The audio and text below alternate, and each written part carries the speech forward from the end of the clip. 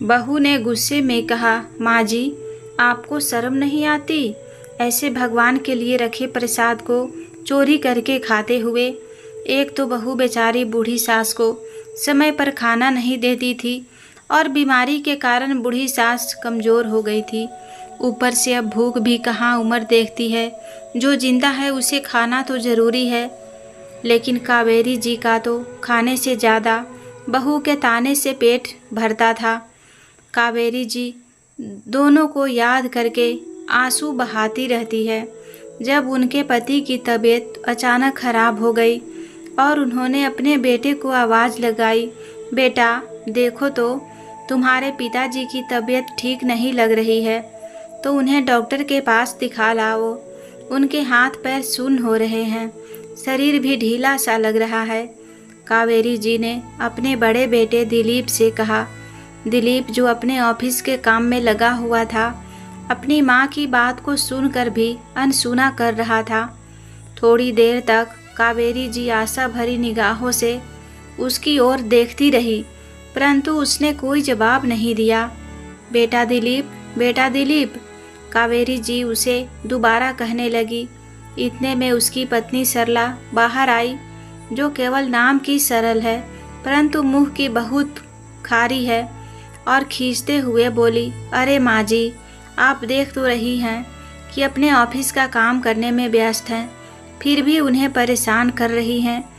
आपको तो दिन भर की फरियाद ही ख़त्म नहीं होती, तभी ऑफिस का काम करे या आप दोनों की सेवा में ही लगे रहें। अपनी बड़ी बहू सरला के कड़वाहट भरी बातें सुनकर कावेरी जी ने अपने छोटे बेटे का दरवाज़ा खटखटाया। तभी छोटी बहू रुचि बाहर आई। रुचि का नाम भी उसके स्वभाव के बिल्कुल विपरीत था। क्या बात है माँ जी, क्यों दरवाज़ा पीट रही हैं? एक रविवार का दिन ही मिलता है आराम करने का, उसे भी चैन से नहीं सोने देती हो। तो कावेरी जी कहती है कि ठीक है बहू, अगर ज़रूरी बात ना होती तो मैं ना उठाती। तुम्हारे बाबूजी की तबीयत ठीक नहीं है। रितु कहती है कि आप मंझले बड़े भैया को तो कह सकती हैं ना, पिछली बार भी यही लेकर गए थे बाबूजी को हॉस्पिटल। डॉक्टर की फीस कितनी महंगी है और ऊपर से 10 तरह के टेस्ट बता देते हैं, उसके बाद दवाई खरीदो वह अलग। हमारे पास क्या पैसों का पेड़ लगा हुआ है? ऐसा कहकर छोटी बहू ने दरवाज़ा फिर से झटक कर बंद कर दिया। अपने बेटों के शीशे का जवाब दोनों बहू ने से सुनकर कावेरी जी बहुत ज़्यादा लाचार महसूस कर रही थी। उनकी आंखें आंसुओं से भर गई। फिर अपनी आंखों के आंसू अपने पल्लू से पोंछते हुए वापस कमरे में चली गई, जहां उनके पति जगदीश जी आस भरी नज़रों से उनकी ओर देख रहे थे। फिर अपनी वेदना छुपाते हुए चेहरे पर फीकी सी मुस्कान लिए कावेरी जी बोली, वह पूरा हफ्ता काम करते करते बच्चे थक जाते हैं ना, इसीलिए मैंने उनसे कहा ही नहीं। चलिए मैं ही आपको अस्पताल ले चलती हूँ। अरे कावेरी, तुम्हें पता है कि मैं तुम्हारा झूठ पकड़ लेता हूँ, तो क्या मुझे नहीं मालूम कि तुम्हारे दोनों लायक बेटों ने तुम्हें क्या जवाब दिया होगा? अरे आप भी कैसी बातें लेकर बैठ गए। चिंता करने की बिल्कुल भी ज़रूरत नहीं है, मैं हूँ ना आपके साथ। ऐसा कहते हुए जैसे तैसे अपने पति को संभालकर कावेरी जी उन्हें पास के अस्पताल ले गई। लेकिन डॉक्टर ने किसी गंभीर बीमारी का अंदेशा बताते हुए उन्हें दिल्ली के एक बड़े अस्पताल में दिखाने के लिए कहा। मन महसूस कर कावेरी जी और जगदीश जी घर लौट आए। रात के समय जगदीश जी तो सो गए थे, लेकिन कावेरी जी की आंखों से नींद गायब थी। सोचने लगी, इस उम्र में जब शरीर साथ नहीं देता है तो बच्चे भी कैसे दूर हो जाते हैं। अपने बूढ़े माँ बाप की जरा भी परवाह नहीं है। माँ बाप तो जैसे उनकी दुनिया में आते ही नहीं हैं। जब अपनी सारी बचत को हमने बच्चों की पढ़ाई लिखाई और उनका कैरियर बनाने में लगा दिया था, तो बिल्कुल नहीं सोचा था कि ऐसी नौबत भी आएगी कि दोनों बच्चे पाई पाई को मोहताज कर देंगे। जिस इंसान ने अपनी सारी उम्र की कमाई हुई दौलत अपने बच्चों के नाम कर दी, उस इंसान के इलाज के लिए आज उनके पास पैसे नहीं हैं। जब बेटों को ही चिंता नहीं है तो बहू से क्या उम्मीद करूं? पति को बड़े अस्पताल में दिखाने के लिए पैसा कहाँ से आएगा? सोच सोच कर कावेरी जी का दिल बैठ जा रहा था। आधी रात हो चली थी, तभी उन्हें महसूस हुआ कि उनके पति जग रहे हैं। उनकी ओर देखा तो अपनी छाती पकड़कर छटपटा रहे थे। उनकी आंखें आश्चर्यजनक रूप से खुली हुई थी। कावेरी जी ने तुरंत अपने दोनों बेटे को कमरे में दरवाजे को खटखटाया और जोर जोर से उन्हें पुकारने लगी, देखो ना बेटा, जल्दी आओ, देखो तुम्हारे बाबूजी को क्या हो गया। कावेरी जी की आवाज़ सुनकर दोनों बेटे और बहुएं बाहर आए, लेकिन इससे पहले कि कोई कुछ कर पाता, जगदीश जी अपनी पत्नी कावेरी जी का हाथ छोड़कर हमेशा के लिए इस दुनिया से चले गए थे। कावेरी जी की तो जैसे दुनिया ही उजड़ गई थी, लेकिन आने वाले समय में क्या क्या देखना पड़ेगा, इसकी तो उन्होंने कभी कल्पना भी नहीं की थी। जगदीश जी की 13वीं के बाद से दोनों भाइयों में झगड़ा होने लगा और इतना बढ़ गया कि मकान के बंटवारे की भी नौबत आ गई। लेकिन इसमें सबसे बड़ी परेशानी यह थी कि मकान में केवल 4 कमरे थे। दोनों बहू ने अपने लिए 2-2 कमरे सुनिश्चित कर लिए और कावेरी जी का सामान एक छोटे से स्टोर रूम में शिफ्ट कर दिया गया। दलील यह दी गई कि अब पिताजी तो है नहीं, तो केवल माँ जी को इतने बड़े कमरे की क्या ज़रूरत है, उनका गुजारा इस कमरे में भी हो जाएगा। इधर कावेरी जी यह सोच सोच कर हैरान थी कि कैसे उनके पति के जाते ही उनकी ज़िंदगी को हथेली पर रख दिया गया है। लेकिन उन्हें मालूम नहीं था, यह तो बस एक शुरुआत मात्र थी। अधिकार समाप्त हो चुका था, क्योंकि भगवान ने अपनी रसोई अलग अलग कर दी थी। कावेरी जी का खाना भी बहू के रहमो करम पर ही रह गया था। दोनों बहू की रसोई में उनको जाने का प्रबंध था।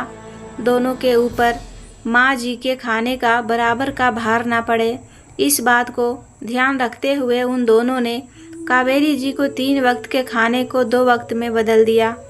सुबह की चाय और नाश्ता छोटी बहू दिया करती थी और शाम की चाय और रात का खाना बड़ी बहू के यहाँ दिया जाता था। बेचारी कावेरी जी जैसे तैसे मन मारकर दिन गुजारने लगी। धीरे धीरे समय बीतता गया और कावेरी जी पहले से और भी अधिक बूढ़ी तथा और भी अधिक लाचार हो गई। लेकिन इतने बुढ़ापे के बावजूद वह रोज़ नियम से मंदिर जाया करती थी। जब कावेरी जी मंदिर से लौटकर वापस आई तो अपने पति की तस्वीर के सामने बैठकर उनकी यादों में गुम हो गई और रह रह कर उनकी आंखों से आंसू टपकने लगते हैं। तभी उनकी छोटी बहू रुचि आई, यह लीजिए खाना रखा हुआ है, खा लीजिए।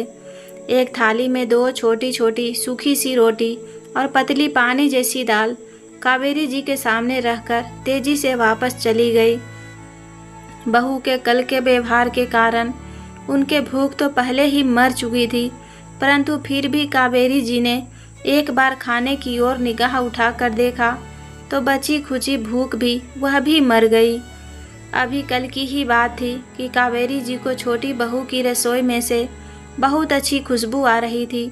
वह समझ गई कि देसी घी में सूजी का हलवा बनाया जा रहा है, जो कि उन्हें बेहद पसंद हुआ करता था, लेकिन संकोच के कारण मांग नहीं पा रही थी। परंतु बुढ़ापे में बच्चा और बूढ़े एक समान हो जाता है, इसीलिए जैसे ही रुचि उनके लिए चाय लेकर आई, उन्होंने शर्म छोड़कर आखिरकार बहू से पूछ ही लिया, बहू सूजी का हलवा बनाया है क्या? अगर बचा है तो थोड़ा सा मुझे भी दे दो। केवल इतना ही कहने की देर थी कि रुचि ने जोर जोर से चिल्लाना शुरू कर दिया, हे भगवान, दिन भर केवल इसी चीज़ पर ध्यान रहता है कि रसोई में क्या क्या बन रहा है। सारा दिन खुशबू ही सूंघती रहती हो क्या? बुढ़ापा आ गया है तो राम के नाम में ध्यान लगाओ। बच्चों के लिए थोड़ा सा हलवा बनाया था, लेकिन उन्हें पहले खुशबू पहुंच गई। क्या समय आ गया है, दादी के होते हुए भी अपने पोते पोती के खाने पर बराबर नज़र बनाए रखती है। बहू की बात सुनकर कावेरी जी एकदम स्तब्ध रह गई। थोड़ी देर बाद बहू रसोई में जाकर थोड़ा सा हलवा एक प्लेट में डालकर ले आई और कावेरी जी के सामने पटकती हुई बोली, लो खा लो हलवा। हम लोग खाए या ना खाए, लेकिन उनके पेट में हलवा ज़रूर जाना चाहिए। जब देखो कुछ न कुछ खाने को चाहिए, ना जाने पेट है या कुआं जो कभी भरता ही नहीं है। यह सुनकर कावेरी जी का तो मानो कलेजा ही फट गया।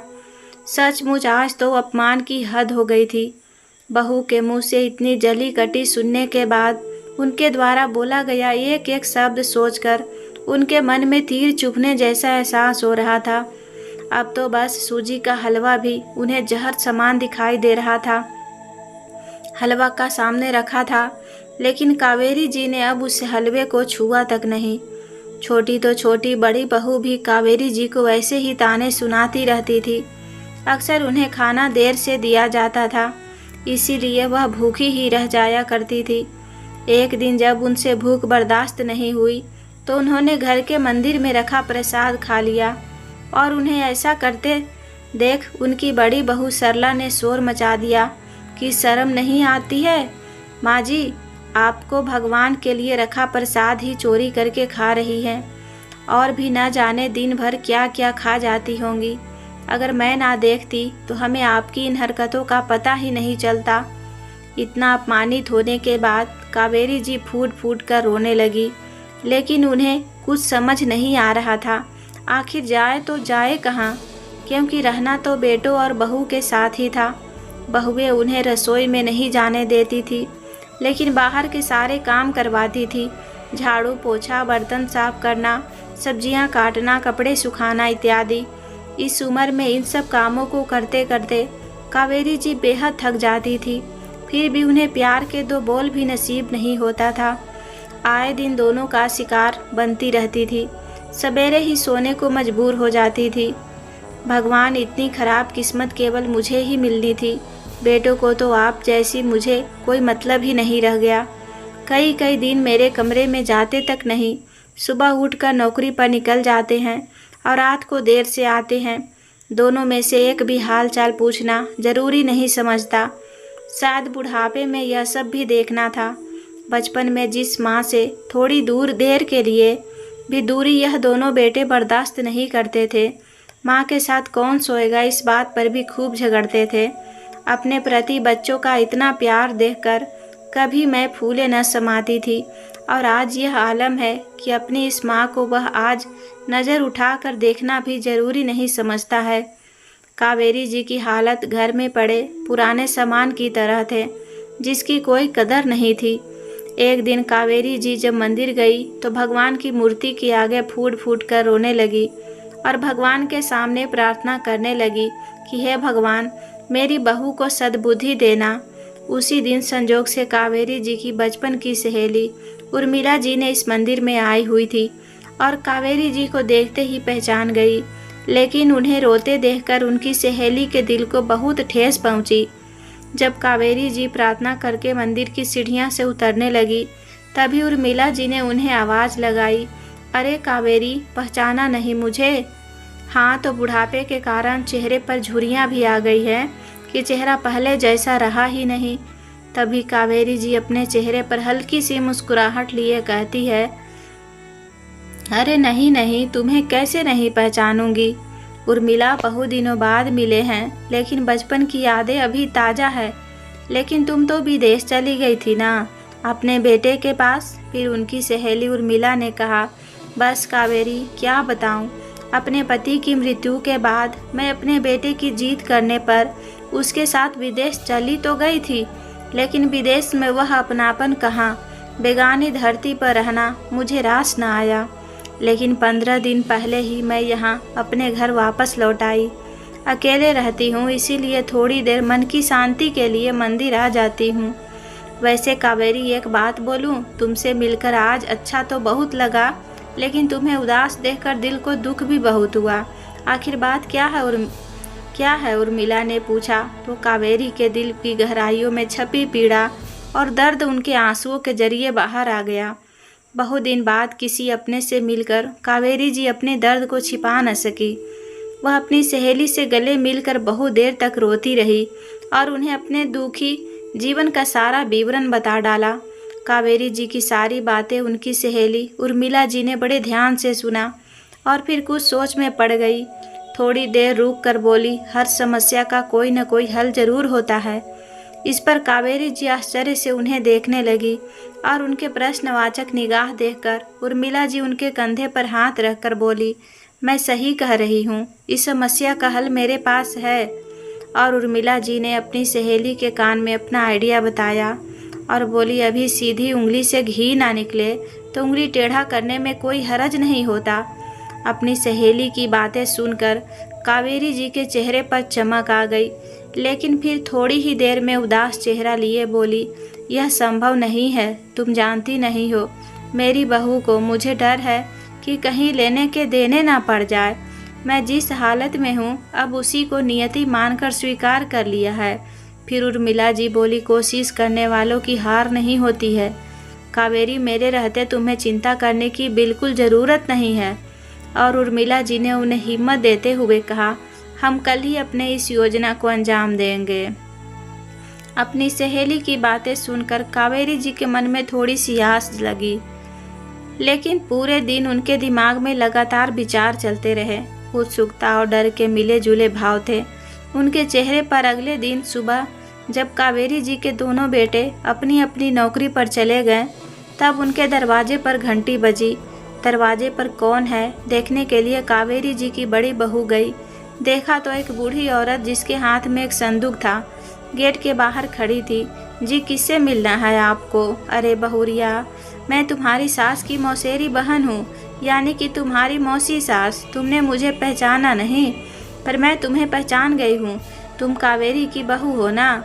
इस समय कावेरी जी भी बाहर आ गई और उनकी सहेली उनके साथ में मौसेरी बहन बनकर ऐसे मिली जैसे कई वर्षों से मौसेरी बहन मिली ना हो। कावेरी जी उन्हें अंदर लेकर गई और उन्हें अपनी बहू से अपनी बहन को मिलवाया। कावेरी जी ने उर्मिला जी से पूछा, अरे उर्मिला, तुम यहाँ इस देश में कब लौटी? अरे मैं तो विदेश से कुछ समय पहले ही आई हूँ।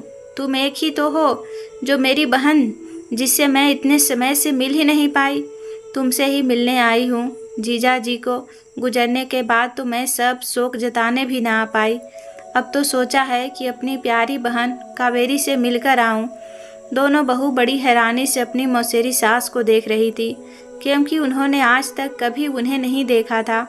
तभी कावेरी जी बोली, अरे बहुरिया, अपनी मौसी सास के लिए कुछ चाय पानी तो लेकर आओ।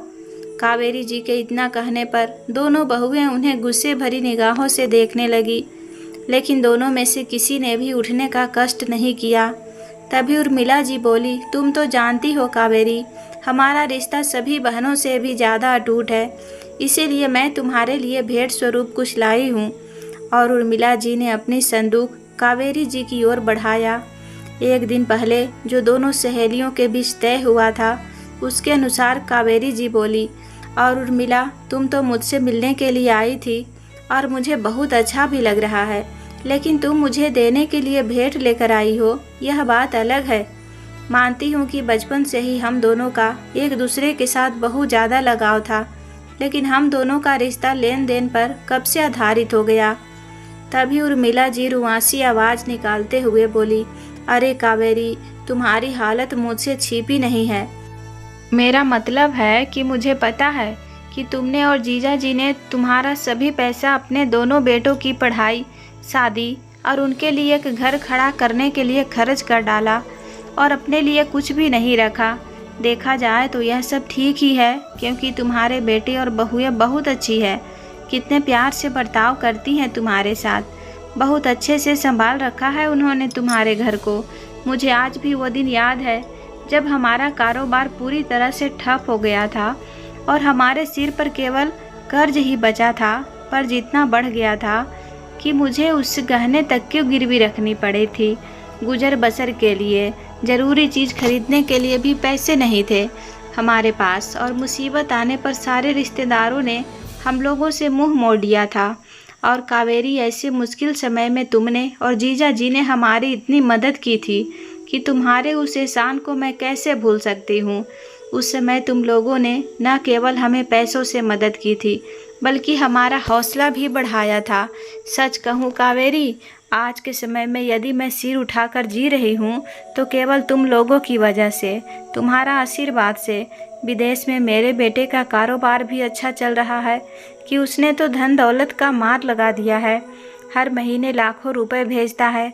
कावेरी, तुम्हारा एहसान तो मैं ज़िंदगी भर नहीं चुका पाऊंगी, लेकिन यह मेरी भेंट स्वीकार कर लो बहन। अब मेरी ज़िंदगी ही कितनी बची है और मैं जानती हूँ कि अपने मरने से पहले यह काम करती जाऊँ। तभी कावेरी जी हैरान होते हुए बोली, लेकिन उर्मिला, इस संदूक में क्या है? उर्मिला जी ने कहा, इस संदूक में मेरे पुश्तैनी गहने हैं। मैं समझती हूँ कि मेरे इन पुश्तैनी गहनों पर यदि किसी का हक बनता है तो वह तुम्हारा। अब तुम इन्हें लेने से मना मत करना। अपनी बड़ी बहन का प्यार समझकर यह संदूक रख लो और इसकी चाबी ले लो, मुझे अच्छा लगेगा। अभी तक कावेरी जी की दोनों बहुएं, जिन्होंने सास के कहने के बावजूद भी घर आए मेहमान को पानी तक नहीं पूछा था, उनका संदूक देखते ही अपनी रसोई की तरफ दौड़ी। सरला ने जल्दी से गैस पर चाय चढ़ा दी और छोटी फटाफट प्लेट में ड्राई फ्रूट भरकर मौसी के सामने हाजिर हो गई। अब तो जैसे बहुएं मौसी की सेवा करने के लिए जैसे हॉल सी लग गई। एक चाय के साथ पापड़ तल के ले आई और दूसरी पकोड़े बना कर ले आई। उर्मिला जी अपनी सहेली कावेरी जी मुस्कान के साथ तिरछी नज़रों से देख रही थी। कुछ देर बाद उर्मिला जी ने कहा, अच्छा कावेरी, अब मैं चलती हूँ, क्योंकि दोनों बहू ने उर्मिला जी के मुंह से यह बात सुनी थी कि उनके घर में नोटों का अंबार लगा है और वह इतनी अमीर औरत है कि भेंट में भी पैसा और गहने लेकर आई हैं। यह सब सोचकर विचार करके सरला और रुचि दोनों ही उनसे प्यार का नाटक करने लगी। सरला बोली, अरे मौसी जी, आप अभी तो आई हैं, कुछ दिन हमारे साथ भी रहो, हमारी भी इच्छा है आपकी सेवा टहल करने की। तभी रुचि ने कावेरी जी के कंधे पर हाथ रखते हुए कहा, आप रहेंगे तो हमारी प्यारी सासू माँ का दिल भी बहल जाएगा, वरना जब से ससुर जी गए हैं सासू माँ तो बेचारी गुमसुम सी हो गई है। फिर कावेरी जी बोली, हाँ उर्मिला, तुम्हारी बहुएं सही कह रही है, इतने दिनों बाद आई हूँ, कुछ दिन यहीं रुक जाऊँ। दोनों बहू और कावेरी जी के द्वारा रुकने की गुजारिश की जाने पर उर्मिला जी एक बात के लिए उनके पास ही रुक गई। सरला और रुचि ने उर्मिला जी की सेवा करने में कोई कसर नहीं छोड़ी। आज रात का खाना दोनों बहू की रसोई में से बनकर आ रहा था। लजीज खाना खाने के बाद आज कावेरी जी को भी सूजी का हलवा नसीब हुआ। हलवा खाते खाते उनकी आंखें आंसुओं से भर आई, क्योंकि यह वही सूजी का हलवा था जिसके कारण कावेरी जी को बहू की जिल्लत भरी बातों का सामना करना पड़ा था। रात को जब कावेरी जी अपनी सहेली उर्मिला के साथ बिस्तर पर सोने के लिए आई तो कावेरी जी ने महसूस किया कि आज वह पहले वाली डरी सहमी हुई कावेरी नहीं है। अपनी सहेली के साथ कुछ घंटे बिताकर आज वह नए उत्साह की अनुभूति कर रही है। दोनों सहेलियां आज बहू द्वारा किए गए व्यवहार पर अपनी हंसी रोक नहीं पा रही थी। कहीं बहुएं सुन ना ले, यह सोचते हुए दोनों दबी आवाज़ में हंसते हुए आपस में काफ़ी देर तक बातें करती रही। अगले दिन सुबह जब उर्मिला जी नाश्ता करके अपने घर वापस जाने लगी तो कावेरी जी के साथ दोनों बहू उन्हें घर के मुख्य द्वार पर छोड़ने आई। कावेरी जी ने उन्हें कहा, उर्मिला, तू मुझे अपनी पुश्तैनी गहने दे कर तो जा रही है, लेकिन मैं इस उम्र में इस गहनों का क्या करूँगी। तब उर्मिला जी दोनों बहू की ओर देखते हुए अपनी सहेली से बोली, यह भी कोई पूछने वाली बात है? वैसे तो तेरी दोनों बहुएं अच्छी है, लेकिन जो ज़्यादा सेवा करे उसी को दे देना। ऐसा कहकर उर्मिला जी तो चली गई, लेकिन जो काम वह करके गई थी उसका असर उसी दिन से देखना शुरू हो गया था। सरला और रुचि दोनों बहू ने कावेरी जी का सामान स्टोर में से निकालकर बाहर वापस पुराने कमरे में शिफ्ट कर दिया था और कमरे को अच्छे से सजा दिया। अब कावेरी जी को दोबारा से 3 वक्त का खाना नसीब होने लगा था और उर्मिला जी के द्वारा दिए गए संदूक पर पहले से ही एक ताला जड़ा था। उसकी चाबी कावेरी जी ने संभाल कर रख दी थी। कावेरी जी ने अब उस संदूक को अपनी पेटी में रखकर उस पर भी एक बड़ा सा ताला जड़ दिया, जिसकी चाबी हमेशा उनके पास रहती थी। अब दोनों बहुएं समझ चुकी थी उनकी सासू माँ इतनी आसानी से तो गहने नहीं निकालेंगे, लेकिन दोनों ने ठान लिया था कि वह अपनी सासू माँ का दिल जीत कर ही रहेगी। उस दिन के बाद से तो बहुएं माजी माजी करते नहीं थकती थी। दोनों बहुएं में अपनी सास की सेवा की होड़ सी लग गई। जहाँ पहले पूरे घर की सफाई, बर्तन, कपड़ों का जमा कावेरी जी के सर पर मढ़ दिया गया था, वही अब यह सारे काम वापस दोनों बहुएं ने संभाल लिए थे। वे दोनों उनके खाने पीने का इतना ख्याल रखने लगी थी कि कावेरी जी की सेहत पहले से अच्छी हो गई थी। अब कावेरी जी हर रोज शाम को मंदिर जाती और वहीं मंदिर के आंगन में बैठकर कुछ समय अपनी सहेली उर्मिला के साथ हालचाल बांटती है। दोनों सहेलियां अपने बचपन को याद करके हंसती बतियाती। अब वह कावेरी जी जो पति की मृत्यु के बाद अपना जीवन व्यर्थ समझने लगी थी, उनके दिल में भी जीने की चाह वापस आ गई थी। आज अपने कमरे में आराम फरमाते हुए कावेरी जी अपनी सहेली को दिल से दुआएं दे रही थी और सोच रही थी कि अगर उर्मिला मेरी ज़िंदगी में वापस ना आती तो आज भी धिक्कार भरी ज़िंदगी जीने पर मजबूर होती। इतनी इज्जत और सुकून कभी ना मिल पाता। दोनों बहुएं समझती है कि संदूक में लाखों के गहने हैं, लेकिन यह तो उर्मिला जानती है या फिर मैं कि संदूक में अखबार में लिपटे हुए पत्थर के अलावा और कुछ नहीं है। लेकिन कुछ न देकर भी उर्मिला ने मुझे बहुत कुछ दे दिया। यह सब सोच ही रहे थे कि उनके कानों में छोटी बहू की आवाज़ आई, माँ जी यह लीजिए, आपके लिए बादाम वाला दूध बनाकर लाई हूँ। बहू ने कावेरी जी के दिन रात सेवा की और एक दिन ऐसा आया कि वह भी इस दुनिया को छोड़कर चली गई। कावेरी जी का अंतिम संस्कार पूरे रीति रिवाज के साथ किया गया। फिर दोनों बहू ने कावेरी जी के संदूक का ताला खोलना चाहा, लेकिन वह उस चाबी से नहीं खुला, तो चाबी कावेरी जी के पास थी। तभी उर्मिला जी आई और बोली, बहू वह चाबी मेरे पास है। और उन्होंने उस संदूक का ताला खोला और उस पेटी को निकाला जिसमें उर्मिला जी ने पुश्तैनी गहने भर दिए थे। लेकिन जब उन्हें खोलकर देखा गया तो सभी की आंखें फटी की फटी रह गई। वहाँ गहनों की जगह अखबार में लिपटे पत्थर थे। तब उर्मिला जी बोली, क्या हुआ बहू, तुम सिर्फ इन गहनों के लिए ही अपनी सास की सेवा कर रही थी? क्या इंसानियत के नाते तुम्हारा फर्ज नहीं बनता था कि तुम बिना स्वार्थ के उसकी सेवा करो? दोनों बहू की आंखें शर्म से झुक गई थी। उनकी मुंह से एक शब्द भी नहीं निकला और उन्होंने उर्मिला जी से माफ़ी मांगी। दोस्तों, उम्मीद करती हूँ आपको कहानी पसंद आई होगी। कहानी पसंद आए तो वीडियो को लाइक, चैनल पर पहली बार आए हैं तो सब्सक्राइब करके बेल आइकन घंटी दबा लें ताकि मेरी आने वाली हर वीडियो का नोटिफिकेशन मिल जाए और आप कहानी को सुन सकें। कहानी को पूरा देखने और सुनने के लिए दिल से धन्यवाद।